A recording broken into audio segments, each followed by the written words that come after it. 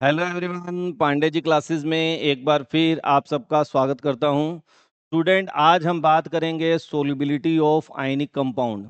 इसलिए इससे पिछली वीडियो में मैंने आपको हाइड्रेशन एनर्जी के बारे में काफ़ी डिटेल में बताया था कि हाइड्रेशन एनर्जी क्या होती है। और अगर आप प्लेलिस्ट में जाएंगे तो वहाँ पे आपको एक वीडियो मिलेगी लैटिस एनर्जी क्या होता है। तो इन दोनों वीडियोस को अगर आपको क्लियर है टॉपिक फिर तो जरूरत नहीं है। अगर आपको क्लियर नहीं है तो इन टॉपिक्स को आप जरूर वहाँ से और ज़्यादा डिटेल में जाके अपना बेसिक स्ट्रॉन्ग करें, क्योंकि ये जो हम बात करने जा रहे हैं आज, हम जो क्वेश्चन डिस्कस करेंगे सोल्युबिलिटी ऑफ आयनिक कंपाउंड में, ये अपने आप में काफ़ी इंपॉर्टेंट है। किस टाइप से क्वेश्चन आपको पूछे जाते हैं बेटा, डिफरेंट डिफरेंट कॉम्पिटिशन्स में अगर आप देखते हैं बेरियम हाइड्रोक्साइड, मैग्नीशियम, इनकी सोल्युबिलिटी का ट्रेंड लिखिए। ठीक है ना। इसी तरह से आपसे क्वेश्चन पूछा जाता है barium carbonate, magnesium carbonate, calcium carbonate, magnesium sulphate.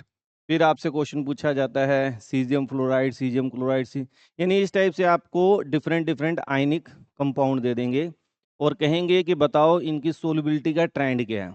तो सोल्युबिलिटी के ट्रेंड के ऊपर जब भी क्वेश्चन स्टूडेंट्स आते हैं तो उन्हें कैसे करते हैं वो इस वीडियो में हम डिटेल में डिस्कस करने जा रहे हैं। तो सबसे पहले हम बात कर रहे हैं सोल्युबिलिटी की। तो सोल्युबिलिटी का वैसे तो सिंपल सा एक नियम है बेटा, क्या कि सोल्युबिलिटी के लिए जो रूल होता है वो क्या होता है, लाइक डिजोल्व लाइक।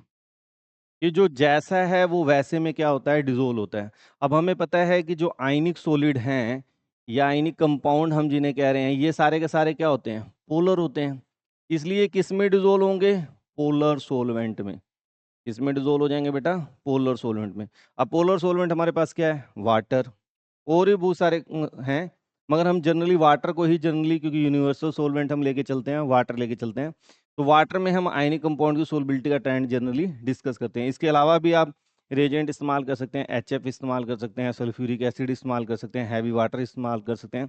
तो बहुत सारे हमारे पास सोलवेंट होते हैं जिनका इस्तेमाल कर सकते हैं, मगर हमारे जो ट्रेंड एग्जाम में पूछे जाते हैं वो वाटर के रिस्पेक्ट में पूछे जाते हैं।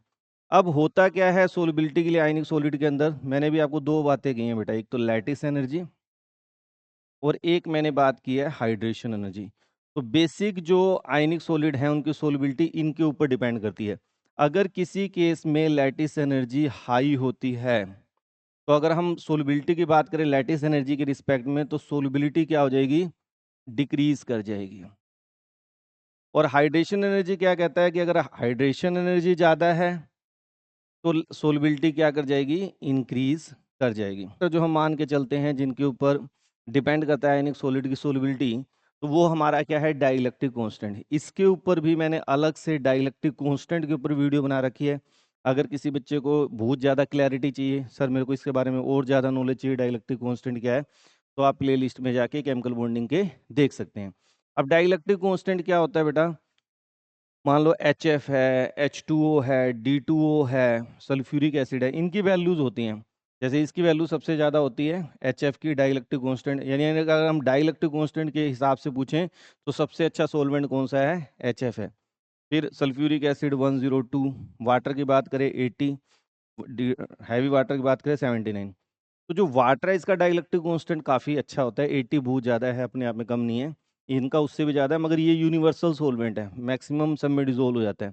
ठीक है ना। तो वैसे नियम क्या है, बिल्कुल अगर हम खाली डाइलेक्ट्रिक कांस्टेंट के बेस पे पूछे कि भाई किसमें ज़्यादा आयनिक कंपाउंड सोलबल होगा, तो higher is the value of dielectric constant, higher is the solubility of ionic solid. मान लो ये चारों दे दे आपको और कहें कि बताओ भाई आयनिक कंपाउंड किस में ज़्यादा सोलबल होगा, तो आप कह सकते हैं HF, क्योंकि इसका डाइलेक्ट्रिक कांस्टेंट की वैल्यू क्या है, ज़्यादा। अब डाइलेक्ट्रिक कांस्टेंट क्या होता है, the capacity to weaken the force of attraction between the electrical charges immersed in that solvent. अब आपको पता है कोई भी आयनिक सॉलिड लेते हैं आप, जब मान लो Na पॉजिटिव Cl नेगेटिव ले रहे हो, तो इनके बीच में फोर्स ऑफ इंटरेक्शन है, इसका कैटायन इसके एनायन को अट्रैक्ट कर रहा है। तो इसको वीक जो जितना ज्यादा करेगा, जितना डाइलेक्ट्रिक कांस्टेंट ज्यादा होगा वो ज्यादा इसकी फोर्स ऑफ इंटरेक्शन को वीक कर देगा। जितना फोर्स ऑफ इंटरेक्शन वीक होगा उतना जल्दी ये क्या हो जाएगा, सोलवेंट में डिजोल्व हो जाएगा। तो एक तो पहला नियम आता है हमारे पास डाइलेक्ट्रिक कांस्टेंट। फिर सेकंड, अभी हमने बात जो की है कि हाइड्रेशन एनर्जी और लैटिस एनर्जी के ऊपर, तो यहाँ पे कंट्राडिक्शन उठ गई कि हम किसको डोमिनेट क्यों। क्योंकि अगर हम जनरली बात करें कि साइज अगर डिक्रीज करता है कैटायन का, तो लैटिस एनर्जी क्या होती है, इंक्रीज होती है। और हाइड्रेशन एनर्जी भी क्या होती है, इंक्रीज होती है। यानी इन दोनों का जो ट्रेंड है ना साइज और चार्ज को लेके वो सेम है। फिर आ जाता है भाई अब दोनों ही बातें कंट्राडिक्ट करें, हाइड्रेशन एनर्जी को माने कि लैटिस एनर्जी को माने, किसको माने। अब ऐसा कॉन्सेप्ट जब आ जाता है तो हमें छोटे छोटे नियम याद करने हैं। आपको ये रूल अच्छी तरह याद कर लेना है, इसका स्क्रीनशॉट ले लीजिए। ये बहुत ही इंपॉर्टेंट मैं आपको यहाँ पे डाटा दे रहा हूँ। इसके थ्रू आप डिफरेंट डिफरेंट कॉम्पिटिशन में अलग अलग क्वेश्चंस को बड़े आराम से सोल्व कर सकते हैं। क्या है ये कि if common ion in small, अगर कॉमन आयन जो है उसका साइज स्मॉल है। आप कहेंगे कॉमन आयन का मतलब क्या सर? कॉमन आयन जैसे इसमें कॉमन आयन क्या है, अगर हम ध्यान से देखें इसमें कॉमन आयन OH है।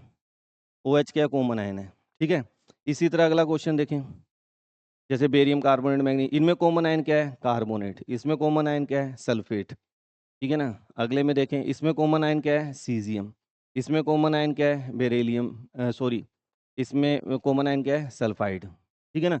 तो जो कॉमन आयन होगा उसको हमने सबसे पहले क्या करना है, क्वेश्चन में देखना है। जब आपको एग्जाम में क्वेश्चन आएंगे तो आपने देखना है भी मेरा जो कॉमन आयन है उसका साइज छोटा है या बड़ा है। ठीक है, बस आपने ये देखना है। तो अगर कॉमन आयन जैसे कि sodium ion, lithium oxide, fluoride, OH negative secondary cation आ जाए, देन लैटिस एनर्जी डोमिनेट।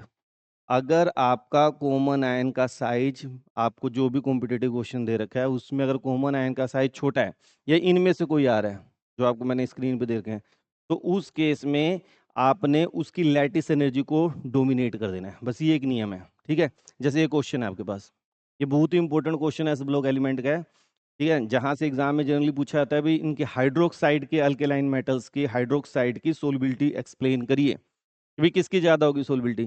तो हमारे पास कॉमन आयन क्या है बेटा, OH नेगेटिव आयन। अब OH नेगेटिव आयन का साइज क्या है, छोटा है। तो किसको डोमिनेट करेंगे, लैटिस एनर्जी।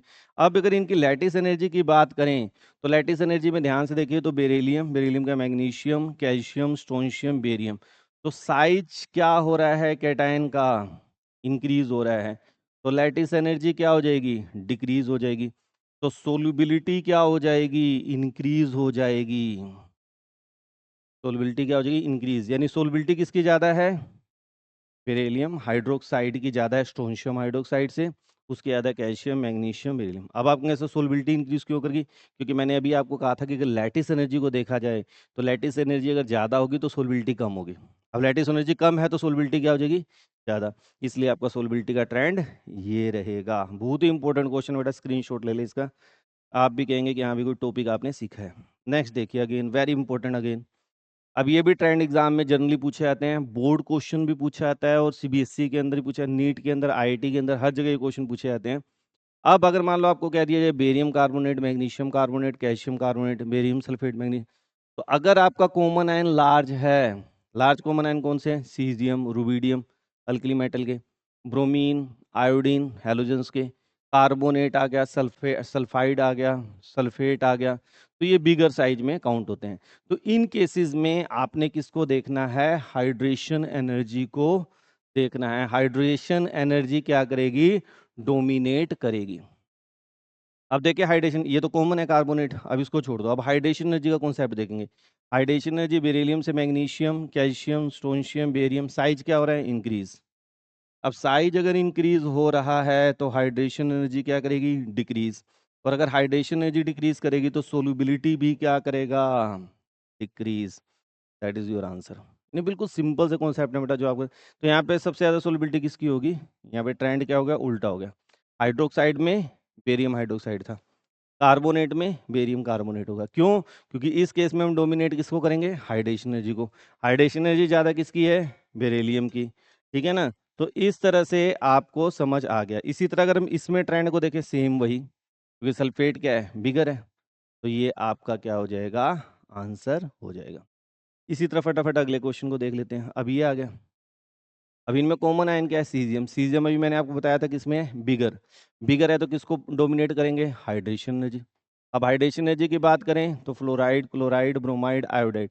इधर जाते वक्त साइज क्या हो रहा है, बढ़ रहा है। अब साइज बढ़ रहा है इनका तो हाइड्रेशन एनर्जी कम होगी। हाइड्रेशन एनर्जी का बिल्कुल सिंपल सा नियम है कि कैटायन हो या एनायन हो, smaller the size of cation और anion, more is the hydration energy. तो ये आपका ट्रेंड हो जाएगा। तो हाइड्रेशन एनर्जी क्योंकि घट रही है तो सोलबिलिटी भी क्या हो जाएगी, घट जाएगी। इसी तरह यहाँ देखें, यहाँ पे सल्फाइड कॉमन है, ये लार्जर है, लार्जर तो हाइड्रेशन एनर्जी को हम क्या करेंगे, डोमिनेट करेंगे। बेरिलियम से मैग्नीशियम पे क्या साइज क्या हो रहा है, इंक्रीज, तो हाइड्रेशन एनर्जी क्या हो जाएगी, डिक्रीज। तो सोलिबिलिटी किसकी ज़्यादा होगी, बेरियम सल्फाइड की ज़्यादा होगी देन स्ट्रोंशियम सल्फाइड। तो स्टूडेंट आप इस टाइप के मोर इन्फॉर्मेटिव क्वेश्चंस के लिए पहले बात तो चैनल को सब्सक्राइब कर लें, और जिनको लगता है कि वीडियोस अच्छी हैं अपने फ्रेंड के बीच में शेयर करें। और जिस टॉपिक के ऊपर बेसिक आपको लगता है कि मेरा वीक है, इसको सर और ज़्यादा आप एक्सप्लेन करिए, तो आप कमेंट बॉक्स में मेंशन करें, उसके ऊपर भी आपको जल्दी जल्दी वीडियो मिल जाएगी। नेक्स्ट वीडियो में बहुत जल्दी मिलते हैं। Thank you, have a nice day.